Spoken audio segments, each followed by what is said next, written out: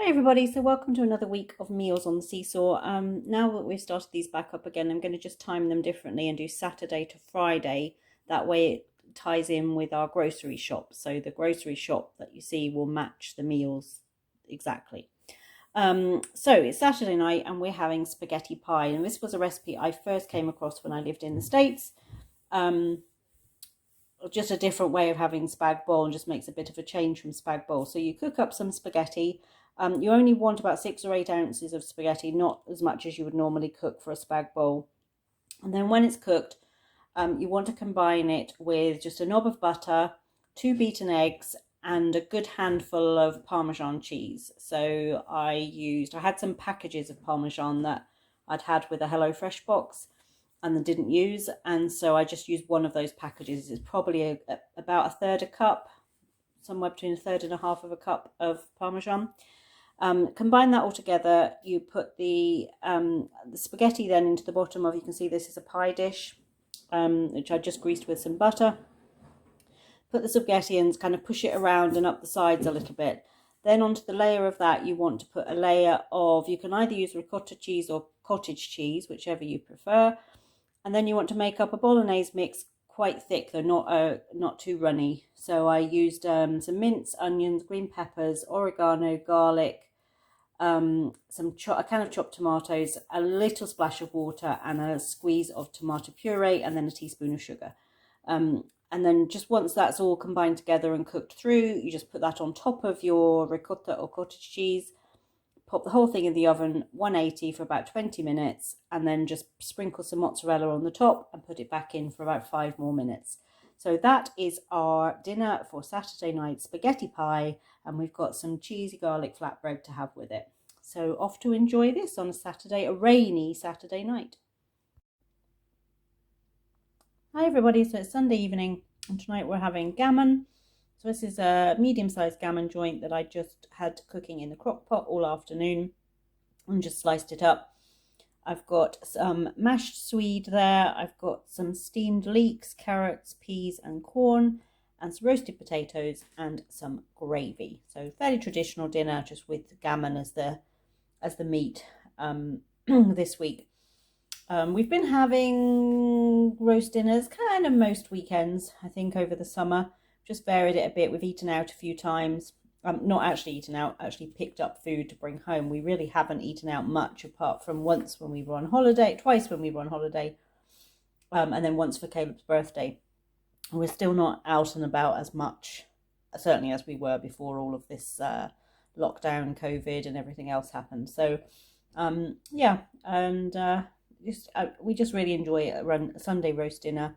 It's easy to do once we've had a busy morning of rugby or sport of any kind, and if we're running around, the roast dinner can just fit around that. But we had a gammon during the week with egg and chips and beans and things like that. Just really enjoyed it, so I decided to get another roast and make a roast dinner from it today. So off to enjoy this on a Sunday night. Hi everybody, so it is Monday evening and we're starting out the week with fajitas. So we've got, these have been done in the actor fryer, as you can see.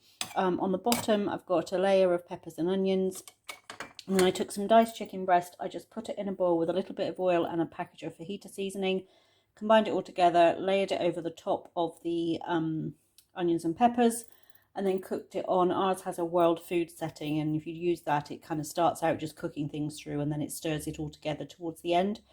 So it's a quick and simple way to make fajitas if you don't have time to stand over the pan doing it. We've got to go with that some warmed up tortillas, a little bit of Mexican spicy rice.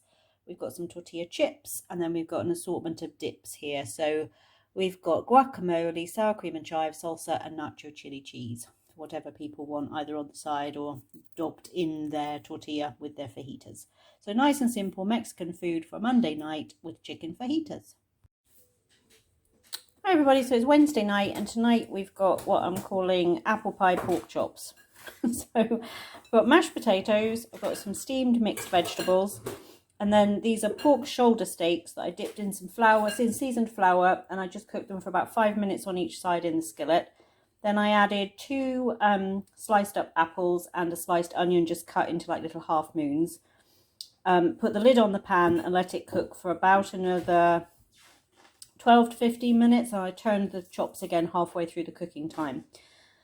And then I mixed up a cup of apple juice, a tablespoon of brown sugar, a tablespoon of corn flour, and probably about half a teaspoon of cinnamon. Mix that all together and just poured it in the pan, let it bubble away for about 5 minutes until the sauce thickened up from the corn flour. So it's kind of, it's like main meal and pudding all in one, because it's got the apple pie flavours in the sauce, and then the pork chops underneath. So off to enjoy this on a Wednesday night. Hi everybody, so it's Thursday night and we've got chilli and rice tonight. So this is just some chilli made with mince. I've got half of it's made with turkey mince, which has got beans in it. And then I made another small pot. I had a little pack of beef mince, which Tony doesn't eat beef, Caleb does. And I needed to make some without beans for Caleb. So I just made up a separate little pot with some beef minced chilli in.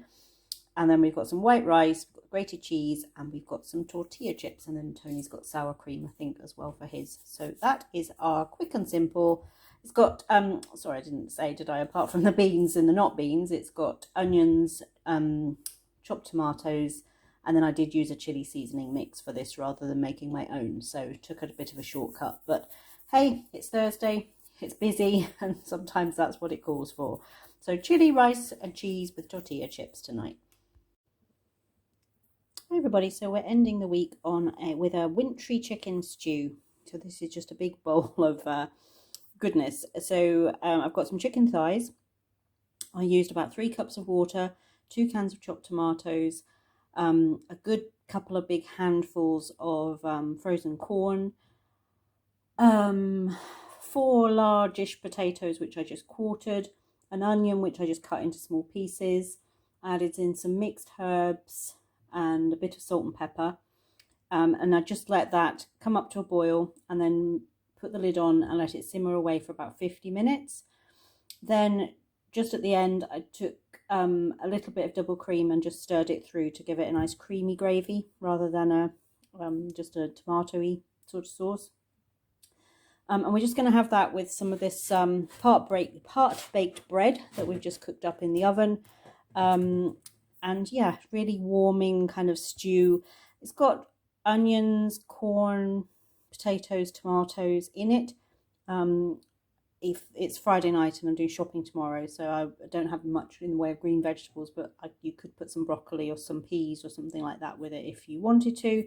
But we're just going to enjoy this and mop it up with the bread rolls.